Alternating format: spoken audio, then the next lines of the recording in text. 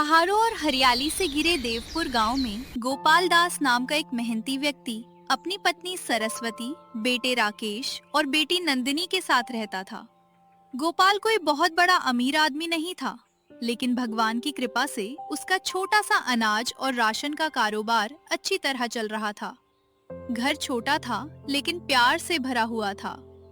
परिवार के सभी सदस्य मिलजुल कर रहते थे। गांव में उनकी इज्जत थी। लोग अक्सर कहा करते थे, पैसा चाहे कम हो, लेकिन गोपाल का परिवार बहुत सुखी है। सुबह होते ही गोपाल अपनी दुकान खोल देता। राकेश उसका हाथ बटाता। नंदिनी घर के कामों में माँ की मदद करती। शाम को पूरा परिवार एक साथ बैठकर खाना खाता। उनकी जिंदगी में सुकून था। एक शाम सभी लोग आंगन में बैठे थे। हल्की ठंडी हवा चल रही थी। तभी गोपाल ने कहा, अब हमारी नंदिनी भी बड़ी हो गई है। मुझे लगता है कि हमें इसके विवाह के बारे में सोचना चाहिए। मैं भी यही सोच रही थी। बेटी का घर बस जाए तो हमारी सबसे बड़ी चिंता खत्म हो जाएगी। पिताजी, आप चिंता मत करिए, हम सब मिलकर बहन की शादी बहुत अच्छे घर में करेंगे। नंदिनी शर्मा कर अंदर चली गई। समय बीतता गया। गोपाल और सरस्वती नंदिनी के लिए रिश्ते देखने लगे, लेकिन तभी राकेश की जिंदगी में कामिनी नाम की लड़की आई। राकेश उसे पसंद करने लगा। कुछ ही महीनों में दोनों एक दूसरे से शादी करना चाहते थे। एक दिन राकेश ने परिवार के सामने कहा, पिताजी, मैं कामिनी से शादी करना चाहता हूँ। बेटा, मैंने तो पहले ही कहा था कि पहले नंदिनी की शादी होगी, उसके बाद तुम्हारी। सरस्वती ने समझाया, बेटा, बहन की जिम्मेदारी पूरी हो जाए, उसके बाद तुम्हारी शादी कर देंगे। कई दिनों तक घर में इसी बात को लेकर बहस होती रही। आखिरकार माता पिता बेटे की खुशी के आगे झुक गए। कुछ समय बाद राकेश और कामिनी की शादी हो गई। शुरुआत में कामिनी बहुत संस्कारी और समझदार दिखाई दी। वो सबके सामने मीठी मीठी बातें करती। गोपाल और सरस्वती को लगा कि उनकी बहू बहुत अच्छी है, लेकिन शादी के कुछ महीनों बाद ही उसका असली रूप सामने आने लगा। एक रात कामिनी राकेश से बोली, तुम दिन रात मेहनत करते हो, लेकिन फायदा किसे मिलता है? क्या मतलब? तुम्हारी सारी कमाई तुम्हारी बहन की शादी में खर्च हो जाएगी। राकेश चुप हो गया। धीरे धीरे कामिनी रोज उसके कान भरने लगी। वो हर छोटी बात पर झगड़ा करने लगी। घर का माहौल खराब होने लगा। नंदिनी सब कुछ देखती थी, लेकिन चुप रहती थी। उसे लगता था कि समय के साथ सब ठीक हो जाएगा, लेकिन उसे नहीं पता था कि ये तो सिर्फ शुरुआत थी। एक दिन कामिनी ने पूरे घर में हंगामा खड़ा कर दिया। वो जोर जोर से चिल्लाने लगी, मैं अब इस घर में नहीं रहूंगी। क्या हुआ बहू? या तो मैं यहाँ रहूंगी या फिर आपके माता पिता। ये सुनकर पूरा घर सन्न रह गया। राकेश भी अपनी पत्नी का साथ देने लगा। गोपाल और सरस्वती को विश्वास ही नहीं हुआ कि उनका बेटा ऐसा भी कर सकता है। उधर नंदिनी की आंखों में आंसू भर आए। उसे महसूस हो रहा था कि उनके परिवार की खुशियां धीरे धीरे बिखर रही हैं, और यही वो दिन था जहां से उनकी जिंदगी पूरी तरह बदलने वाली थी।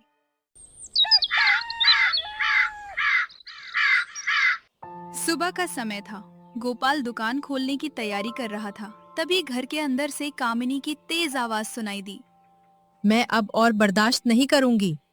क्या हुआ बहू? हर समय आपकी बेटी नंदिनी इस घर में रहती है। उसके खर्चे अलग हैं। उसकी शादी कब होगी किसी को पता नहीं। आखिर कब तक हम उसका बोझ उठाएंगे? ये सुनकर नंदिनी का दिल टूट गया। भाभी, अगर मैं आपको बोझ लगती हूँ तो मैं कहीं और चली जाती हूँ। नाटक मत करो, तुम्हारी वजह से ही हमारा भविष्य खराब हो रहा है। राकेश भी वहीं खड़ा था। पहले वो चुप रहा, लेकिन फिर बोला, माँ, कामिनी गलत नहीं कह रही। अब हमें अलग रहना चाहिए। गोपाल के हाथ से पानी का गिलास गिर गया। राकेश, तू ये क्या कह रहा है? पिताजी, मैं अब फैसला कर चुका हूँ। सरस्वती की आंखों से आंसू बहने लगे। कुछ दिनों तक झगड़े बढ़ते रहे। फिर एक दिन कामिनी ने ऐसा हंगामा किया कि पूरा मोहल्ला इकट्ठा हो गया। आज फैसला हो जाएगा, या तो मैं इस घर में रहूंगी या ये लोग। राकेश ने सिर झुका लिया। बेटा, ये घर हमने तुम्हारे लिए बनाया था। अब ये घर मेरा है पिताजी। ये सुनकर सरस्वती वहीं बैठकर रोने लगी। नंदिनी अपने भाई के सामने हाथ जोड़कर खड़ी हो गई। भैया, अगर समस्या मैं हूँ तो मुझे निकाल दो, लेकिन माँ पिताजी को मत निकालो। लेकिन राकेश का दिल पत्थर बन चुका था। उसी दिन गोपाल, सरस्वती और नंदिनी को घर छोड़ना पड़ा। तीनों गांव के बाहर पुराने बरगद के पेड़ के पास पहुंच गए। चारों तरफ सन्नाटा था। सरस्वती रोते हुए बोली, हमने कभी नहीं सोचा था कि अपना बेटा हमें इस उम्र में घर से निकाल देगा। गोपाल ने आंसू पोंछे। जो भगवान को मंजूर होगा वही होगा। उस रात तीनों ने एक टूटी हुई झोपड़ी में शरण ली। झोपड़ी की छत जगह जगह से टूटी हुई थी। गर्म हवा अंदर आ रही थी। नंदिनी अपने माता पिता को देख रही थी। उसका दिल रो रहा था। अगली सुबह वो जल्दी उठी। पिताजी, अब मैं भी काम करूंगी। नहीं बेटी, ये काम मेरा है। नहीं पिताजी, अब मैं आपकी बेटी ही नहीं, आपका सहारा भी हूँ। नंदिनी गांव में लोगों के घर जाकर सिलाई और कढ़ाई का काम करने लगी। कुछ पैसे आने लगे, लेकिन इतने नहीं कि परिवार आराम से रह सके। एक दिन नंदिनी तालाब से पानी भरकर लौट रही थी। तभी उसे महसूस हुआ कि कोई उसे देख रहा है। वह रुकी, चारों तरफ देखा, लेकिन वहां कोई नहीं था।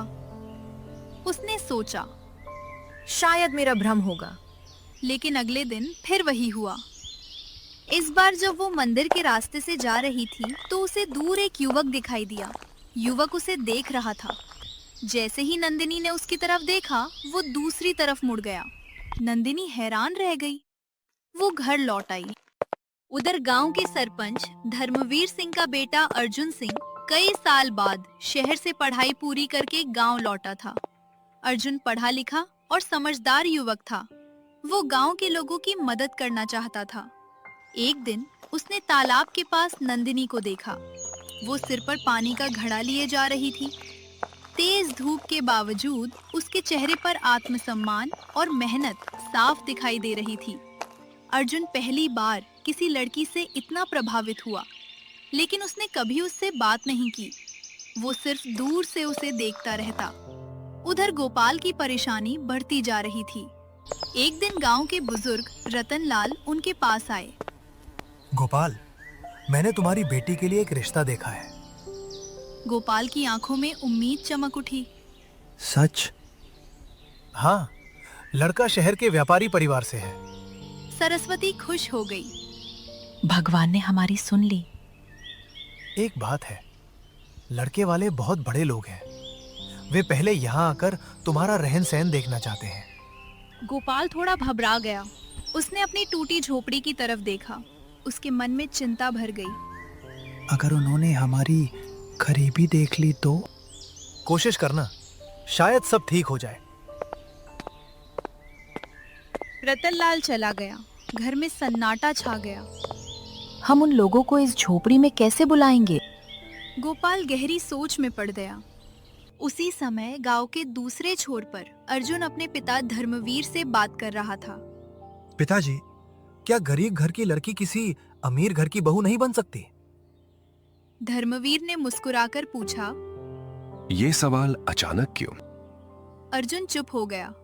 उसके मन में सिर्फ नंदिनी का चेहरा घूम रहा था, लेकिन अभी किसी को उसके दिल का राज नहीं पता था।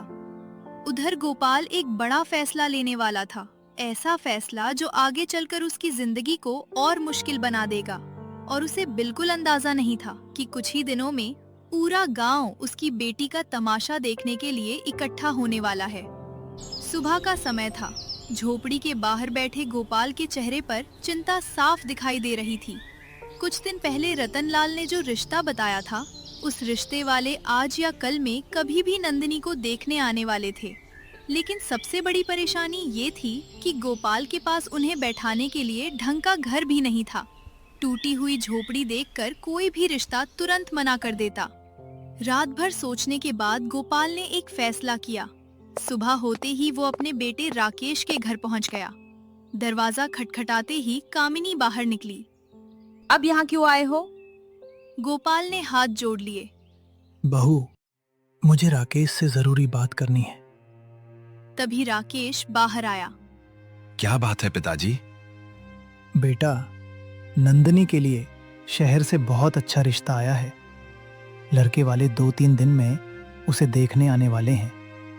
तो बेटा, मेरी एक छोटी सी विनती है। बस कुछ दिनों के लिए हमें ये घर दे दे। जब तक मेहमान यहाँ रहें, हम उनका मान सम्मान कर सकें। राकेश कुछ बोलता उससे पहले ही कामिनी बीच में बोल पड़ी। नहीं, बिल्कुल नहीं। ये घर अब हमारा है, यहाँ कोई नहीं आएगा। बहू, ये मेरी बेटी की जिंदगी का सवाल है। तो मुझे उससे क्या? जब आपकी बेटी की शादी हो जाएगी तो क्या हमें कोई फायदा मिलेगा? राकेश भी अपनी पत्नी के साथ खड़ा हो गया। पिताजी, मैं कुछ नहीं कर सकता। गोपाल का दिल टूट गया। वो भारी कदमों से वहां से लौट गया। घर पहुंचते ही सरस्वती ने पूछा, क्या हुआ? गोपाल ने उदास होकर सारी बात बता दी। सरस्वती की आंखों से आंसू निकल पड़े। अपना बेटा इतना बदल जाएगा, मैंने कभी नहीं सोचा था। नंदिनी सब सुन रही थी। उसका दिल रो उठा। पिताजी, रहने दीजिए। अगर मेरी किस्मत में विवाह होगा तो झोपड़ी देखकर भी होगा। लेकिन गोपाल हार मानने वालों में से नहीं था। उसी दिन वो गांव के भोलाराम के पास पहुंच गया। भोलाराम भाई, आपका खाली मकान कुछ दिनों के लिए चाहिए।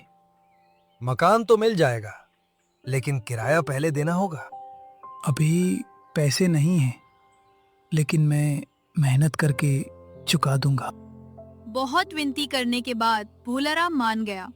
2 दिन बाद शहर से मेहमान आ गए। मेहमानों में लड़के के पिता जगमोहन, उसकी पत्नी सावित्री, बेटा विवेक और छोटी बेटी रीमा थे। गोपाल ने हाथ जोड़कर उनका स्वागत किया। आइए, आपका बहुत बहुत स्वागत है। सब लोग किराए के घर में आकर बैठ गए। शुरुआत में सब ठीक लग रहा था, लेकिन कुछ ही देर बाद मांगों का सिलसिला शुरू हो गया। रीमा बोली, माँ, यहाँ बहुत गर्मी लग रही है, क्या यहाँ कूलर नहीं है? गोपाल के चेहरे का रंग उड़ गया, लेकिन वो तुरंत बोला, अभी व्यवस्था करता हूँ बेटी। फिर वो भागता हुआ गांव में गया और किराए पर एक कूलर लेकर आया। कूलर वाले ने कहा, 2 दिन का 300 रुपए लगेगा। गोपाल ने उधार लिखवा लिया। शाम को नई मांग आ गई। सावित्री बोली, हमें रात के खाने में मिठाई चाहिए। फिर मिठाई आई। अगले दिन सुबह विवेक बोला, मुझे नाश्ते में मक्खन और मलाई चाहिए। गोपाल फिर बाजार भागा। उधर सरस्वती परेशान थी। जी, घर का राशन खत्म हो रहा है। कोई बात नहीं भाग्यवान, किसी तरह 2 दिन और निकाल लो। नंदिनी यह सब देखकर रो पड़ती। पिताजी, मेरी वजह से आप कर्ज में डूबते जा रहे हैं। गोपाल मुस्कुराने की कोशिश करता। बेटे, माँ बाप अपनी संतान के लिए सब कुछ सह लेते हैं। इधर गांव के सरपंच धर्मवीर सिंह का बेटा अर्जुन ये सब देख रहा था। उसे समझ आ गया था कि गोपाल अपनी बेटी के लिए कितनी बड़ी कुर्बानी दे रहा है। उसके मन में नंदिनी के लिए सम्मान और बढ़ गया। तीसरे दिन मेहमान बैठक में बैठे थे। गोपाल और सरस्वती के चेहरे पर चिंता साफ दिखाई दे रही थी, क्योंकि अब घर में खाने का सामान भी लगभग खत्म हो चुका था। तभी अचानक दरवाजे पर जोर जोर से दस्तक हुई। गोपाल घबरा गया। जैसे ही उसने दरवाजा खोला, सामने भोलाराम खड़ा था। उसके चेहरे पर गुस्सा साफ दिखाई दे रहा था। गोपाल, अब बहुत हो गया, मेरा किराया कब देगा? भोलाराम की तेज आवाज सुनकर बैठक में बैठे सभी लोग बाहर आ गए। जगमोहन ने हैरानी से पूछा, किराया? किस किराए की बात हो रही है? गोपाल के चेहरे का रंग उड़ गया। उसके होठ कांपने लगे। वो क्या वो लगा रखी है? ये घर मेरा है। पिछले कई दिनों से तुम इसमें रह रहे हो और अभी तक एक पैसा किराया नहीं दिया। ये सुनते ही जगमोहन और उसका परिवार हैरान रह गया। क्या मतलब ये घर इनका नहीं है? सावित्री ने तुरंत अपने बेटे विवेक की तरफ देखा। हमें तो लगा था कि ये इनका अपना घर है। गोपाल हाथ जोड़कर बोला, मुझे माफ कर दीजिए। मैंने ये सब अपनी बेटी की खातिर किया था। मैं नहीं चाहता था कि मेरी गरीबी उसकी खुशियों के बीच आ जाए। लेकिन जगमोहन का चेहरा गुस्से से लाल हो चुका था। तो तुमने हमसे झूठ बोला? नहीं सेठ जी, मैंने सिर्फ बस। जगमोहन ने उसकी बात काट दी। जो इंसान शुरुआत ही झूठ से करे, उस पर भरोसा कैसे किया जा सकता है? नंदिनी की आंखों में आंसू भर आए। उसी समय विवेक बोला, पिताजी, पहले पूरी बात तो सुन लीजिए। लेकिन सावित्री ने उसे डांट दिया। फिर जगमोहन ने कहा, अगर हमें रिश्ता करना है तो हमारी कुछ शर्तें हैं। गोपाल को थोड़ी उम्मीद जगी। जी बताइए। हमें 5 लाख रुपए नगद चाहिए, 8 तोले सोना चाहिए और शादी में एक मोटरसाइकिल भी चाहिए। ये सुनते ही गोपाल के पैरों तले जमीन खिसक गई। सरस्वती का गला भर आया। नंदिनी ने अपने पिता की तरफ देखा। उसे पता था कि उसके पिता 2 वक्त की रोटी के लिए संघर्ष कर रहे हैं। फिर भी गोपाल ने कांपती आवाज में कहा, सेठ जी, मैं गरीब आदमी हूँ। मैं इतना सब नहीं दे सकता। जगमोहन हंस पड़ा। तो फिर रिश्ता भी नहीं होगा? ये सुनते ही नंदिनी का दिल टूट गया। उधर आसपास के गांव वाले भी जमा हो चुके थे। कोई कह रहा था, जब हैसियत नहीं थी तो इतना बड़ा रिश्ता क्यों देखा? अब इस लड़की से कौन शादी करेगा? गोपाल शर्म से सिर झुकाए खड़ा था। तादभी भीड़ के पीछे से एक मजबूत आवाज सुनाई दी, बस, अब और नहीं। सभी लोग पलटकर देखने लगे। वो था अर्जुन सिंह, गांव के सरपंच धर्मवीर सिंह का बेटा। अर्जुन सीधे नंदिनी के सामने आकर खड़ा हो गया। पूरे गांव में सन्नाटा छा गया। अर्जुन ने ऊंची आवाज में कहा, आज मैं पूरे गांव के सामने एक बात कहना चाहता हूँ। सबकी नजरें उसी पर टिक गईं। मैं नंदिनी से विवाह करना चाहता हूँ। ये सुनते ही हर कोई हैरान रह गया। नंदिनी की आंखें फैल गईं। जगमोहन ने सोचा कि अब सरपंच अपने बेटे को रोकेंगे, लेकिन धर्मवीर मुस्कुराते हुए बोले, मुझे अपने बेटे पर गर्व है। सभी लोग एक दूसरे का चेहरा देखने लगे। मैं कई महीनों से देख रहा हूँ कि अर्जुन नंदिनी के संघर्ष और उसके संस्कारों का सम्मान करता है। एक अच्छी बहू वही होती है जो परिवार को जोड़े, न कि दहेज लेकर आए। जगमोहन का चेहरा उतर गया। धर्मवीर ने उसकी तरफ देखकर कहा, तुम लोग दहेज मांगते हो, लेकिन हम अपनी बहू में इंसानियत ढूंढते हैं। अब जगमोहन और उसका परिवार शर्मिंदा खड़े थे। उधर नंदिनी की आंखों से खुशी के आंसू बहने लगे। बेटा अर्जुन, हम बहुत गरीब हैं। चाचा जी, इंसान की कीमत उसकी जेब से नहीं, उसके चरित्र से होती है। ये सुनकर गोपाल रो पड़ा। तभी भीड़ के पीछे खड़े राकेश और कामिनी आगे आए। जब उन्होंने देखा कि नंदिनी का रिश्ता सरपंच के बेटे से होने जा रहा है, तो उनके होश उड़ गए। कामिनी तुरंत बोली, नंदिनी तो हमारी प्यारी ननद है, हम उससे बहुत प्यार करते हैं। पिताजी, घर वापस चलिए, हमसे गलती हो गई थी। धर्मवीर ने कड़क आवाज में कहा। जब इन्हें घर से निकाला गया था, तब तुम्हारा प्यार कहाँ था? दोनों चुप हो गए। गांव वालों को भी उनकी सच्चाई याद आ गई। राकेश की आंखों से आंसू बहने लगे। वो अपने माता पिता के पैरों में गिर पड़ा। पिताजी, मुझे माफ कर दीजिए, मैंने बहुत बड़ी गलती की। गलती मान लेना ही सुधार की पहली सीढ़ी होती है।